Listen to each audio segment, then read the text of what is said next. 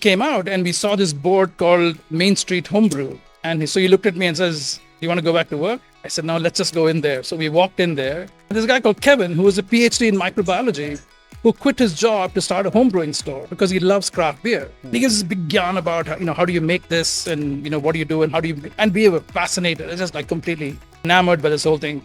And literally $65 later, walking out with buckets and tubes and raw materials and stuff. And we go straight to my house to brew a batch of beer. And we brewed it. Obviously, we skipped work. And then many weeks later, Jeff tells me and says, "Hey, I've invited a bunch of friends to come and try our beers." And then I said, "Man, this is going to be crazy. You're not going to be able to...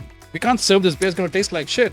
It's only friends. Don't worry about it." So I went to the local store, picked up a bunch of craft beer, put it in the refrigerator. And then when the friends came, I actually remember we had this Coca-Cola keg, the Cornelius keg.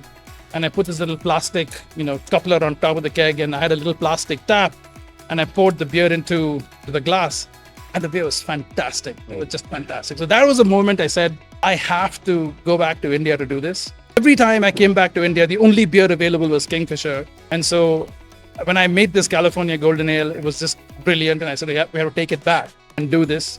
So that was the moment I decided to go back to India.